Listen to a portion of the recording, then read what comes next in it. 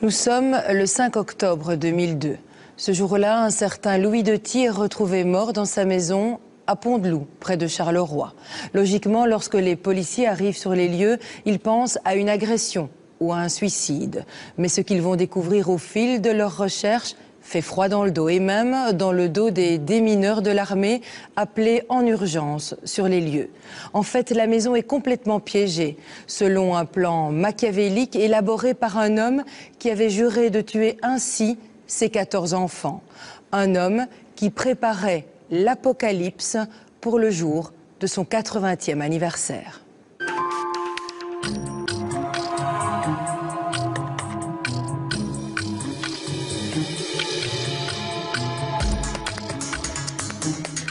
Samedi, 11h du soir. Madame Remond arrive chez elle. Elle est inquiète. Pourquoi Louis Detis, son voisin et amant, n'est-il pas venu la chercher à la gare, comme prévu? Dans un instant, elle va savoir.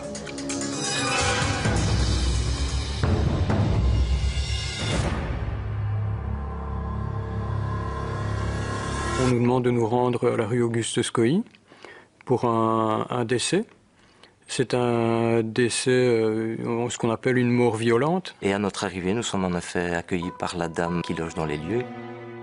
Qui nous explique que c'est son voisin qui est décédé, mais qu'il est décédé dans la partie de son habitation. Elle nous emmène jusqu'à l'étage où là nous constatons la présence de son voisin, lequel est décédé, penché sur une citerne. L'adressé a perdu énormément de sang, il y a une grosse flaque de sang autour de lui. Et il présente un trou dans la carotide. Le médecin légiste, lui, est allé dans la gorge même et m'a demandé de l'éclairer avec ma torche. Et là, à un certain moment, il se rend compte qu'il y a des morceaux de plomb dans la gorge. Des plombs de chevrotine. On en retrouve près de cette citerne d'eau. Un curieux dispositif semble être placé dans le panneau de bois, là où a été découvert le corps. Accident, suicide ou meurtre, les policiers hésitent. Ils cherchent des indices. Ils décident de passer la maison au peigne fin. Ils ne savent pas encore à quel danger ils s'exposent.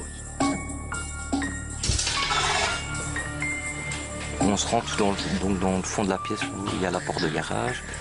Et là, on constate qu'il y a une table avec des pommes dessus et un gros coffre qui est tourné, l'ouverture vers la table. Donc impossible d'ouvrir par devant. Je le saisis de part et d'autre et j'ouvre le couvercle. Et au moment où je penche ma tête pour voir ce qu'il y a à l'intérieur, il y a deux déflagrations, deux flammes de chaque côté de ma tête et la lumière se coupe.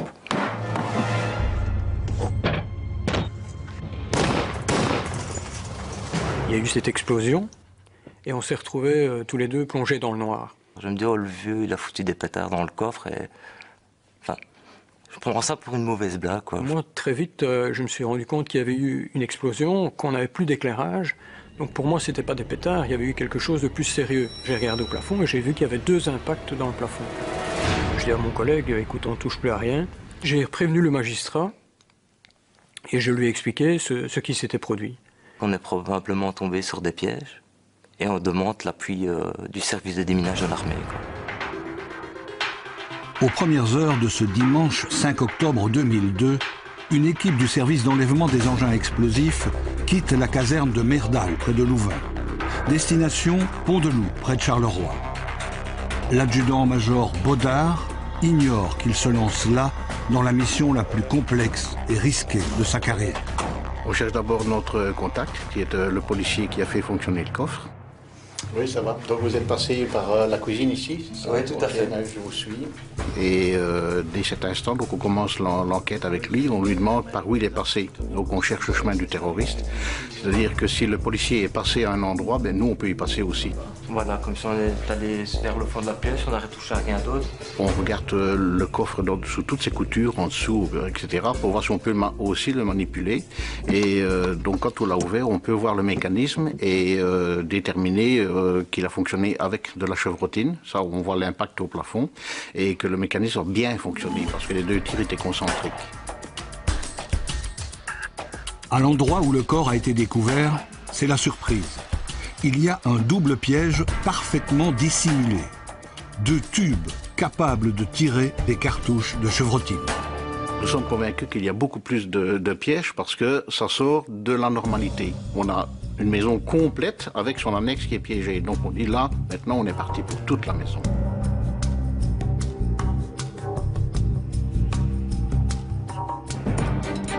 Chez nous, ce dramatique fait divers à Ezoprel, un homme désespéré qui avait piégé son habitation a été victime de l'un de ces pièges. J'étais dans la voiture pour aller à Pont-de-Loup et j'entends un octogénaire abandonné de ses 14 enfants s'est suicidé. Je dis mais c'est pas vrai, on ne l'a jamais abandonné, on l'a fouillé. C'est quand même fort différent. Quand nous rencontrons Jeanne de Ty, nous avons surtout demandé qu'elle nous raconte la vie qu'elle avait eue avant avec Louis de Ty, quel type de personne c'était, est-ce que c'était un vicieux, est-ce qu'il était violent, méchant, méticuleux. Donc nous avions besoin de faire un profil psychologique de Ty pour savoir à qui nous avions affaire. Louis de Ty, presque 80 ans, est un ancien technicien ajusteur. Divorcé, il est le père d'une famille nombreuse, très nombreuse. 14 enfants, 10 filles et 4 garçons.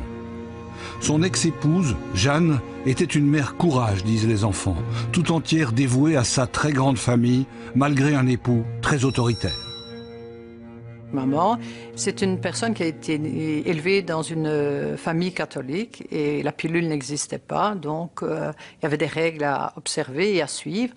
Mais un jour, je l'ai entendu dire à une tante, c'est pas d'avoir beaucoup d'enfants qui est embêtant, parce que bon, je les ai et je les aime tous, mais c'est de ne pas avoir d'aide de la part de mon mari et d'avoir des bâtons dans les roues. Dans la maison piégée, les démineurs avancent pas à pas. Face au danger, ils adoptent une technique utilisée sur les scènes de guerre, comme en terrain miné. En milieu hostile, en milieu piégé, on doit progresser très lentement et on doit être aussi sûr d'avoir tout examiné. On avance par 30 cm et on prend la méthode des 12 heures. On appelle ça, donc on regarde de ses pieds, on fait 12 heures autour de soi. Donc on regarde vers la gauche, le haut, la droite et on revient à ses pieds et puis on avance d'un pas. Dans ce cas-là, le temps n'a pas d'importance. On doit avancer, mais on doit avancer en sécurité. À proximité du coffre piégé, les militaires découvrent un vieux fusil de chasse.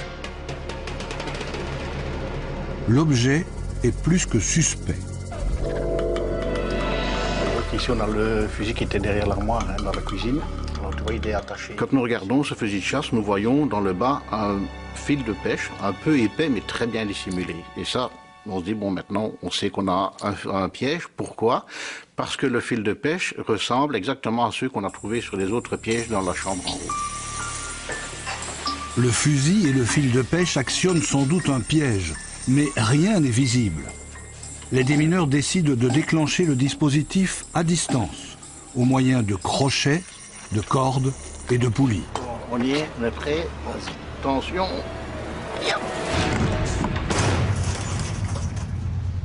Et quand on revient sur place et qu'on voit le mur qui est donc abîmé, on voit un trou et on voit en face de la chevrotine dans le mur. Et on dit, bon, maintenant on sait que c'est ça qui a tiré. On savait que ça ne serait pas le fusil parce que les chiens étaient rabattus, mais on voit qu'il y a autre chose. Et c'est dissimulé dans le mur et ça on ne s'y attendait pas. L'explosion du piège fait apparaître un dispositif machiavélique placé à l'intérieur même du mur. Nouvelle surprise, à l'arrière de ce mur, on découvre un autre piège prêt à sauter à la moindre manipulation. Le piège que nous avons découvert était mortel, et tous les pièges étaient mortels parce qu'ils ont été dans leur globalité calculés pour toucher la tête. Et c'est là où on a réalisé l'importance et le danger des fouilles dans cette habitation, c'est que la dissimulation était très poussée.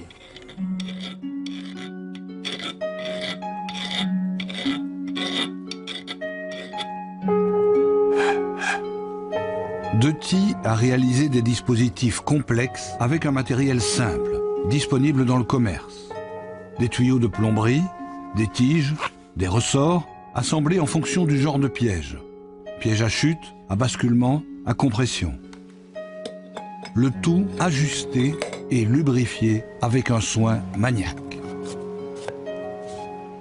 Detis, le redoutable bricoleur, avait aussi une notion très personnelle du budget familial. Pour les besoins du ménage et des 14 enfants, il versait la moitié de son salaire à sa femme. Tout le reste, il le gardait pour lui. Quand mon père n'avait pas le dîner à midi, eh bien, il allait au restaurant. Et au restaurant, il faisait bombance. Et puis, cet argent qu'il avait dépensé pour le restaurant, il le reprenait sur la paie qu'il avait donnée à maman. Même à Noël, il sabotait même notre soirée en mettant des clous dans la prise pour faire sauter les fusils. Je me souviens qu'une fois, il avait donné un peu plus d'argent et maman a dit, bon ben, les enfants ont besoin de manteaux. Je me souviens, moi, avoir été acheter un manteau avec maman et mes sœurs et frères des chaussures. Et quand il a vu ça, il a dit, puisque tu les gaspilles, tu n'en auras plus. Mon père, au sein de la famille, c'était quelqu'un d'autoritaire et en même temps sans autorité. Il m'a terrorisée toute ma vie. C'est quelqu'un qui, en même temps, n'était pas efficace et en même temps usait de sa force, de sa position pour imposer des choses. Les démineurs poursuivent leurs recherches au rez-de-chaussée. Ils découvrent un nouveau piège sous la forme d'un pistolet de marque Glock. Juste en face du fusil de chasse, il y a l'entrée vers la cave et là on voit un Glock. Dans notre métier on appelle ça un incitant. C'est un objet qu'on a envie de bouger, qu'on a envie de prendre. Et on fait notre méthode de recherche et on voit là aussi un fil. La moindre manipulation de ce pistolet actionne un piège sous forme de 2 canons chargés de chevrotine. C'était un piège mortel qui était dans le même processus que tous les autres pièges calculés pour toucher la tête. Donc il n'y a pas d'alternative, la mort était en face. C'était un homme avec un caractère bien trempé. Je pense qu'il ne fallait pas ennuyer Louis Detis. Quand il demandait Madame Lambeau, pourriez-vous demander à Monsieur Lambeau de couper la haie, il fallait que ce soit fait dans les jours suivants. Il aimait imposer sa loi, il fallait, voilà, lui il pouvait faire ce qu'il voulait, mais pas les autres. À force de faire sa loi, Louis Detis va avoir des ennuis avec la police. Dans les années 80, il sera soupçonné d'avoir incendié un panneau publicitaire qui lui masquait la vue. Il m'a dit, Monsieur Marie, je vois bien quel genre de policier vous êtes tenace, vous faites bien votre boulot, mais, me dit-il, à ce moment-là, il a pris appui sur le bureau et il m'a bien encadré avec son regard qui m'a transpercé. Et m'a dit, moi, Monsieur Marie, j'ai connu la Gestapo. Et vous ne me ferez pas dire ce que je ne veux pas dire. La manière dont ça a été prononcé et la manière dont il m'a regardé à ce moment-là n'a laissé aucun doute dans mon esprit. Ce type ne dirait rien. Il a passé la nuit au cachot, sur une planche. Voilà, je m'attendais à trouver un monsieur meurtri. Là, il m'a un peu nargué, puisque quand je suis arrivé, moi, frais et dispo, il était debout, les mains accrochées au barreau. Et il m'a dit, Monsieur Marie, vous avez bien dormi, parce que moi, ça a été, quoi, hein, voilà. Deuxième attitude qui m'a fait comprendre, si besoin en était encore, que j'avais affaire à un personnage hors du commun.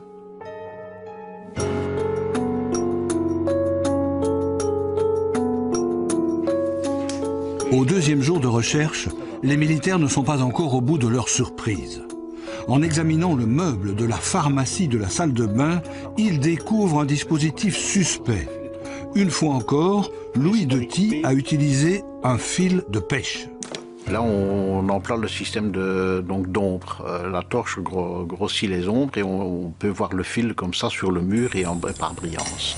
Le meuble aurait pu faire écran par rapport à l'axe de tir et Detis avait calculé la longueur du fil de butée de telle façon à ce qu'on ait déposé le meuble sur le côté, c'est-à-dire qu'elle ne soit plus dans l'axe du canon avant que la traction se fasse sur le piège. Donc dans ce cas-là, encore la tête était visée et il n'y avait plus d'obstacle dans l'axe de tir.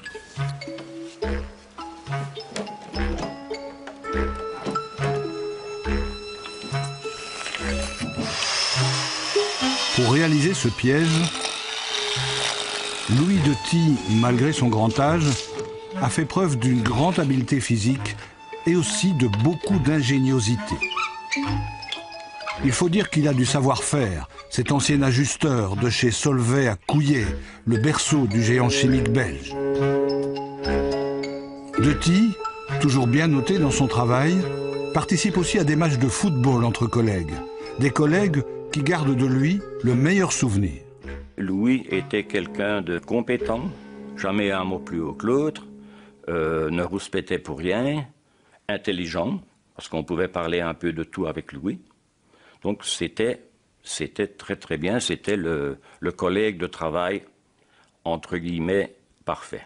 À un moment de son existence, il avait la cinquantaine à ce moment-là, Louis a réalisé un rêve, son rêve d'enfant, celui de piloter. C'est un pilote qui maîtrisait très bien son engin. Quelquefois, on survolait la maison d'un des passagers qui était là-bas, il venait et il partait en piqué et ensuite il remontait. Donc, bon, il le faisait une fois ou deux, quoi, mais sans mettre en danger qui que ce soit. Il s'est inscrit à des cours de pilotage, il a fait de l'aviation, il s'est inscrit à des cours d'anglais, il s'est inscrit à...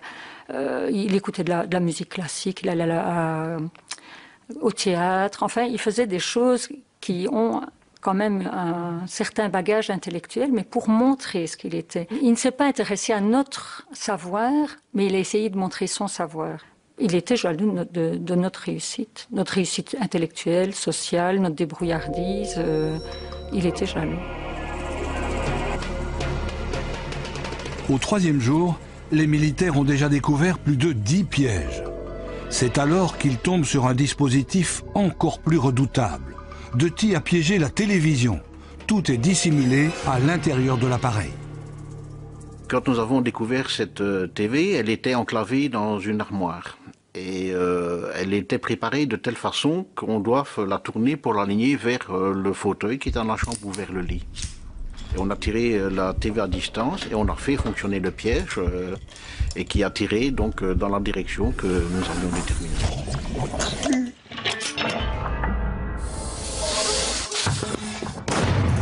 Quand nous sommes revenus sur place pour constater les dégâts, on a vu alors dans le bas de la TV, au niveau du haut-parleur, que le canon apparaissait.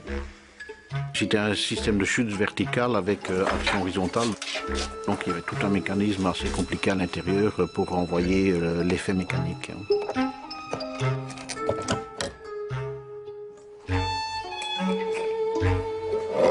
Louis Deuty, un personnage hors du commun. Père de famille très nombreuse, mais aussi et surtout seigneur et maître de tout ce qui se trouve sous son toit. Un véritable tyran domestique. Quand maman était enceinte d'une de mes sœurs, eh bien, il lui a confisqué la voiture. Elle est allée conduire les enfants avec un vélo. Elle avait des jambes énormes à cause de sa grossesse, mais mon père passait avec la voiture vide. Je vous en raconterai tant et plus. Un de mes frères, qui était plus jeune, n'avait pas voulu essuyer ses pieds et je ne voulais pas qu'il rentre alors que je venais de nettoyer la maison.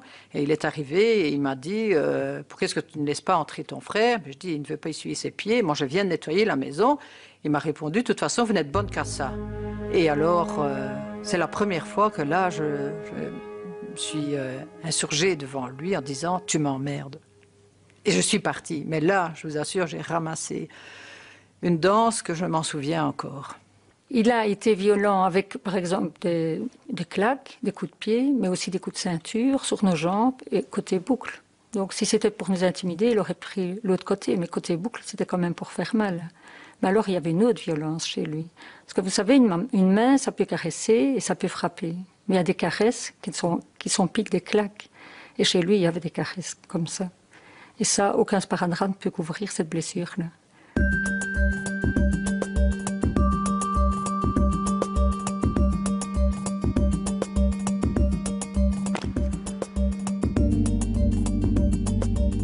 Au quatrième jour, on découvre encore et toujours des pièges.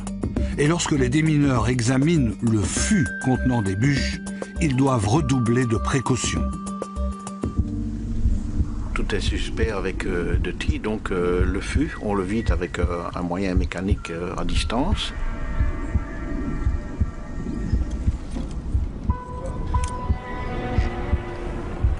J'ai enlevé les bûches. Bon, la première bûche, pas de problème, deuxième, troisième, etc.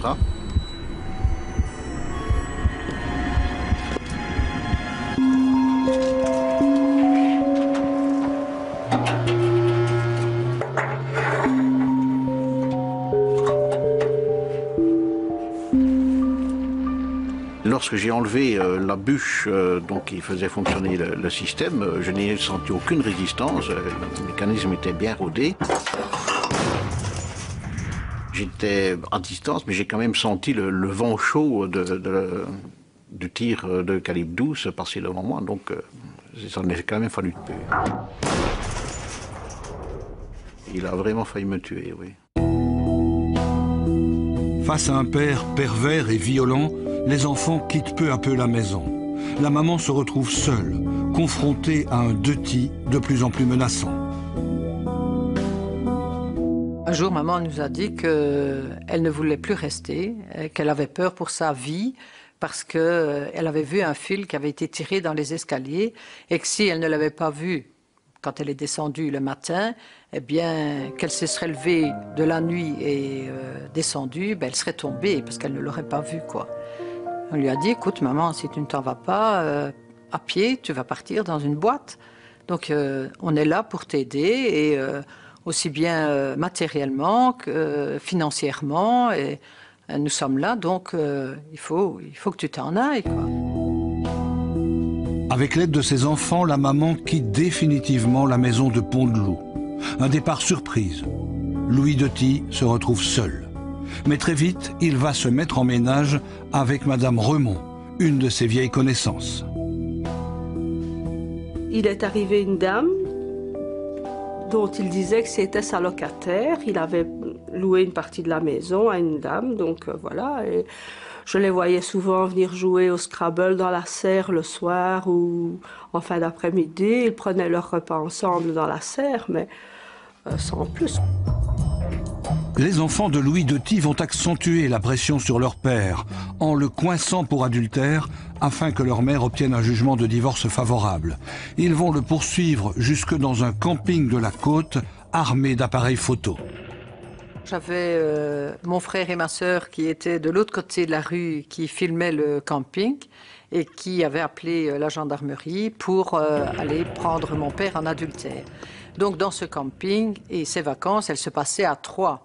Se passait avec mon père, son ami et la fille de son ami qui n'avait pas 18 ans. Et vers 5 heures du matin, les gendarmes sont allés dans la caravane pour constater l'adultère. Et quand il a vu ça, mais il a sauté dans le lit de la fille pour ne plus être avec la mère. Mais c'était encore plus grave puisque la fille n'avait même pas 18 ans. Mais enfin, bon, comme les gendarmes avaient quand même vu qu'il avait fait ça, bon, ils l'ont pris en adultère par rapport à la mère et pas à la fille. Pour avancer dans leur travail, les démineurs sont à la recherche d'informations. Et il y en a peut-être dans la serviette que la maîtresse de Doty a emportée le jour de la découverte du corps de son amant. Si celui-ci venait à mourir, elle avait ordre de ne la remettre à personne. Les enquêteurs vont essayer de la faire parler, en vain. Madame Remond était la compagne de Doty Louis. Et donc, il fallait l'inciter à nous remettre cette mallette. Cette dame s'est avérée têtue. Manifestement, elle ne voulait rien dire. On y a mis toute l'énergie qu'on pouvait, compte tenu quand même que c'était une dame aussi relativement âgée. On l'a incitée, on a travaillé en essayant de lui faire comprendre qu'on voulait préserver la vie d'autres personnes. Mais rien n'y a fait, elle s'est enfermée dans son mutisme et on n'a pas pu obtenir les renseignements qu'on attendait. Louis Doty avait une telle emprise sur Madame Remond que malgré son décès, elle lui obéissait encore. Elle était comme subjuguée par cet homme hors du commun. Et ce n'est que 5 jours après sa mort que sa maîtresse remettra la serviette aux enquêteurs. À l'intérieur, c'est la surprise. On trouve de nombreux papiers décrivant les pièges et leur fonctionnement. Il y a aussi le nom des pièges, sous forme d'énigmes. Quand on nous remet la valise avec les différentes énigmes, on fait tout d'abord un tri. On reçoit des plans aussi. Et là, on élimine progressivement tout ce qui se rapporte à ce que l'on a déjà découvert. Ali Baba, ça, je ne sais pas encore ce que c'est. Par contre, 2, ça doit vouloir dire 2 canons, certainement. Ici commence un long travail de déchiffrage.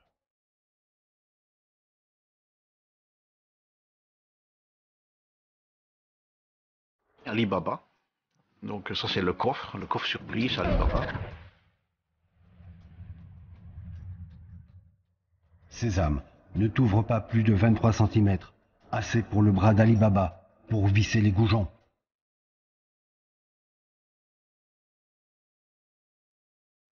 Le chat à 9 queues a son nombril bouché par un bouche-trou.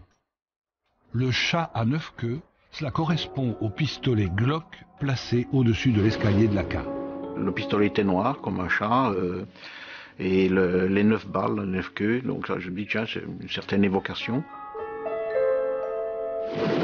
Le canon de la Parmentière peut recevoir la clé du trou noir.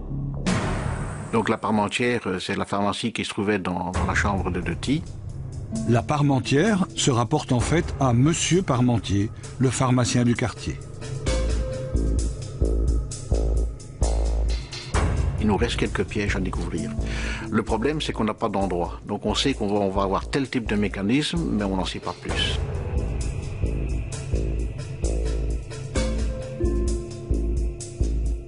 De nombreuses énigmes trouvent une solution, malgré des intitulés très alambiqués. D'autres énigmes restent mystérieuses. C'est au même moment que l'on reparle d'un conflit qui a opposé Doty à ses enfants et qui est à l'origine de sa haine meurtrière. À savoir, le sort de la vieille mère de Doty, la propriétaire effective de la maison occupée par Louis Doty. Il n'était pas content que sa maman vive encore. Le médecin avait dit que ça ferait une centenaire. Il a dit « Oh non, pas ça ». À l'époque, Louis Doty a prétendu à son avocat que son seul souci était le bonheur et la santé de sa maman menacée par ses petits-enfants. Il voulait surtout protéger sa mère. Il avait peur que sa mère devienne en quelque sorte l'otage des enfants. Sa mère qu'il voyait un peu décliner au niveau de ses capacités de gestion et il m'avait demandé d'intervenir à ce niveau-là. Mon père faisait passer ma grand-mère pour folle. Et il a fait venir médecins, psychologues, psychiatres, et tous ont dit que ma grand-mère avait toujours bonne tête et qu'il n'y avait pas de souci. Elle répondait bien à tout, elle savait qui elle était et qu'il n'y avait pas de question de la mettre dans un établissement. Pour échapper à son fils, la grand-mère sera hébergée par ses petits-enfants. Elle découvre alors qui est vraiment Louis Doty, les violences sur sa femme et ses enfants ou l'argent qu'il garde à son seul profit. Pour punir son fils, la vieille maman décide de vendre en cachette à sa petite-fille Jeanne la maison qu'occupe Louis Doty. Le voilà déshérité. Mais une autre surprise l'attend déjà. Nous lui avons fait payer un loyer puisqu'il occupait la maison et que moi j'avais pas acheté pour lui, hein. J'avais acheté, pas pour lui faire plaisir à lui, pour faire plaisir à ma grand-mère et qu'elle sorte un petit peu de ses magouilles. Donc lui, là, il s'est trouvé piégé. Lui, se sentant propriétaire de son bien, se retrouvait à l'âge qu'il avait, c'est-à-dire après sa retraite, devoir payer à ses propres enfants une location du bâtiment. Donc je pense que ça l'a terriblement marqué et ça, je pense qu'il n'a pas supporté. Tout son schéma de vie est cassé petit à petit avec un isolement de plus en plus grand. C'était un homme brisé lorsque vous l'avez rencontré? Totalement brisé, mais déterminé à faire triompher quand même ce qu'il considérait comme étant ses droits. Ses droits et sa vengeance. Piéger la maison et tuer ses enfants le jour où, après sa mort, il viendrait, croit-il, fouiller pour trouver de l'argent. La logique de Doty, c'était bien évidemment tout ce qui pouvait rentrer dans la succession sera piégé. La famille nous a bien aidés parce qu'elle nous a expliqué qu'à l'époque, l'argent qu'on avait mis de côté, on le mettait à la CAF. Et dans son esprit, ils vont de nouveau chercher à la CAF où est l'argent. Quand on descend dans la cave, il y a un tapis sur un stercute. Donc on voit simplement le tapis. Et quand nous l'examinons, on a pu voir un tout petit bout minuscule de fil de pêche. Et c'est ça qui nous a donné la puce à l'oreille.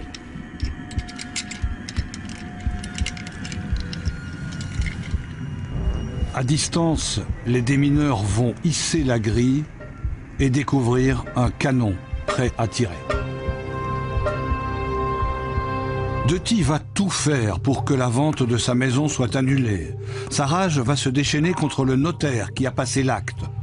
Armé de sa plume, voilà qu'il hurle à l'injustice et en appelle à la reine Fabiola, à Amnesty International, le parti écolo, les libéraux et surtout le parti social-chrétien, auquel il promet 1 million de francs belges si on règle son problème. Ma mère, alors âgée de 92 ans, a été enlevée et séquestrée par mes propres enfants qui, avec l'aide de notaires, lui ont fait signer tout ce qu'ils ont voulu. Résultat, elle a été dépouillée de ses biens, et moi aussi par la même occasion, étant son unique héritier. Vraiment une idée fixe. Il écrivait au procureur, je crois qu'il avait écrit au palais. Vous savez, à l'époque, s'il avait eu l'adresse de Boutros Ghali ou de Jean-Paul II, je crois qu'il leur aurait écrit également. Vraiment, des gens que nous autres, dans le milieu judiciaire, nous craignons un petit peu. Detti va ensuite se tourner vers l'abbaye de Maretsu pour qu'elle use de son influence sur les magistrats de sensibilité chrétienne. Mais les choses n'avancent guère. Louis Detti passe alors à la vitesse supérieure. Il écrit directement au procureur du roi de Charleroi. Il lui dit qu'il fera justice lui-même. Pourtant, à l'époque, très peu de personnes le prennent au sérieux. Ils ont tort.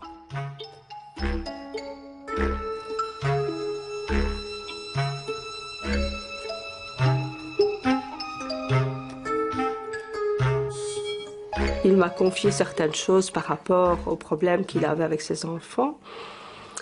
Et dans la conversation, il m'a dit je les tuerai, Madame Lambot. Alors je lui ai dit, mais non, vous n'allez pas faire ça, bien sûr. Hein, mais, parce que jamais je n'aurais cru que... on peut dire ça quand on est fâché, mais jamais mettre à exécution ses projets.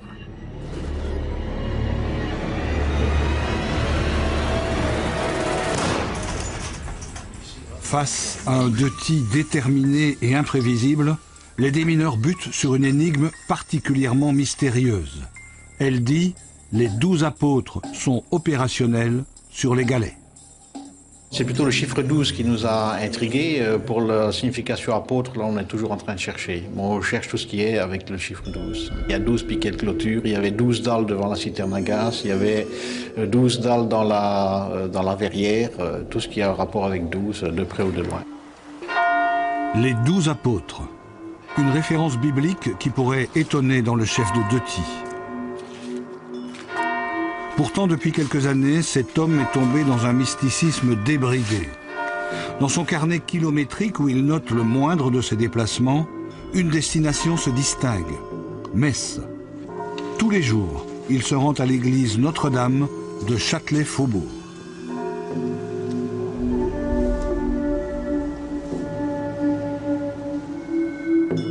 Je le voyais tous les soirs à la messe, de 18h30. Et en plus, le mercredi, il venait à la méditation du chapelet qui avait lieu à 18h30. Moi, j'ai jamais connu mon père qui venait à la messe avec nous. Je ne sais même pas s'il est venu à nos petites communions. À notre grande communion, ça oui, il est venu. Mais j'ai jamais connu mon père rentrer dans une église. Il ne priait jamais à la maison, Jamais. signe de croix? Non, jamais. Apparemment, il avait pris la Sainte Vierge comme confidente. Parce que je l'ai retrouvé de nombreuses fois agenouillé au banc de communion qui se trouvait à l'époque entre le public et le prêtre. Et à ce moment-là, il pleurait vraiment toutes les larmes de son corps et il murmurait « pardon, pardon ». Voilà.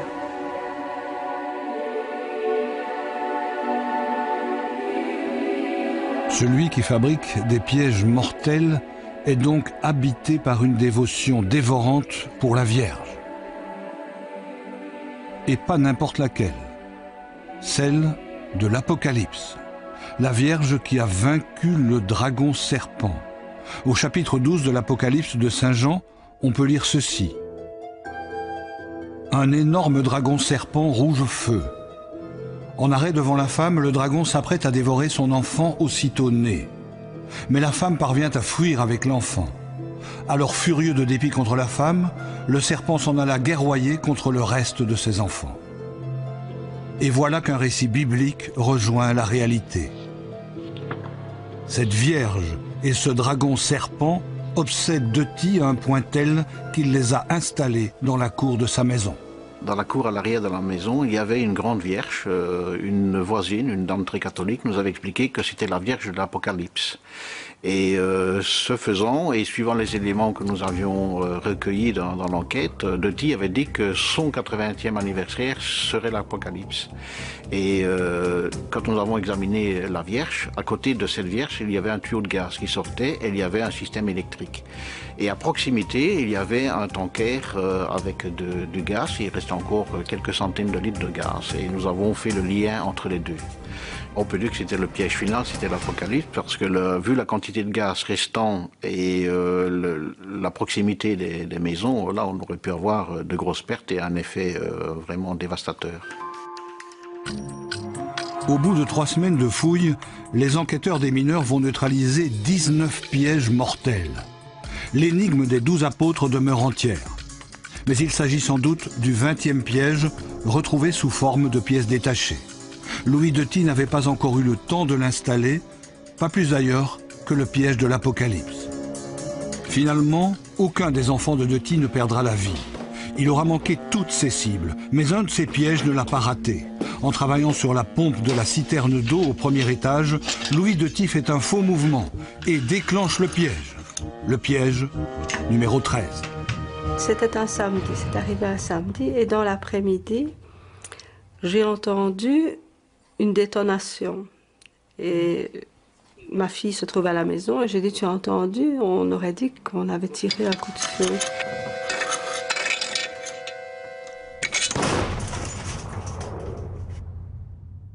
Cette sorte de justice immanente qui a fait que lui-même, qui prenait, je dirais, un soin scrupuleux à décrire à sa propre intention le mécanisme de ses plans, parce que c'était tout à fait complexe à interpréter, mais il s'est fait piéger par son propre piège. Il cherchait à nous tuer. J'ai dit, mais franchement, quel père c'était finalement?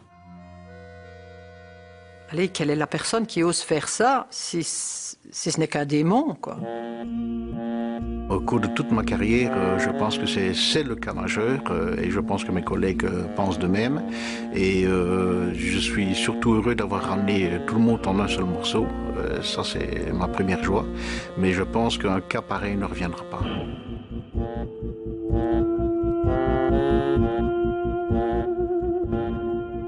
Emmanuel Allard, bonsoir.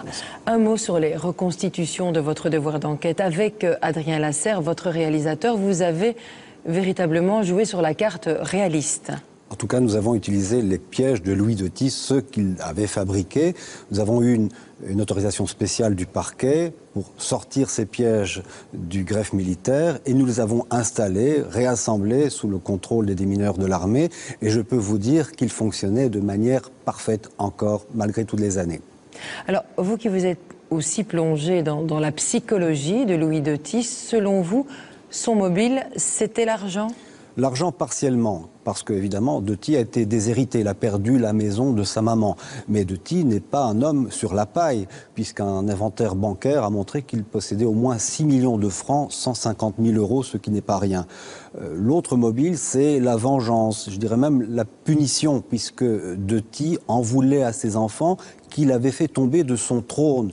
Louis Deti, seigneur et maître de tout ce qui se trouve sous son toit, n'a pas supporté que ses enfants contestent son pouvoir absolu. Et cela méritait la mort, selon lui. Alors on l'a dit, il préparait l'Apocalypse, il était aussi tombé dans le mysticisme. Durant les dernières années, Louis Deti était devenu un fou de Dieu. Il se prosternait devant la Vierge, il attendait quelque chose de miraculeux, il allait en pèlerinage à Lourdes, il voulait que sa maison lui soit rendue et que l'acte de vente de cette maison soit annulé. ça n'a pas vraiment marché, ce miracle n'est pas arrivé. Le moins que l'on puisse dire, c'est qu'il a marqué les mémoires, ce Louis Doty. Il a marqué les mémoires de tous les intervenants, policiers, militaires et autres, mais il a marqué la mémoire aussi dans sa paroisse, puisqu'il était un paroissien, un chrétien modèle. Et je peux vous dire qu'aujourd'hui encore, chaque mercredi à Châtelet-Faubourg, lors de la prière du chapelet, on cite le nom de Doty pour qu'il entre dans les bonnes grâces de Dieu. Est-il arrivé au paradis, Louis Doty? Je n'oserais m'engager. Merci Emmanuel.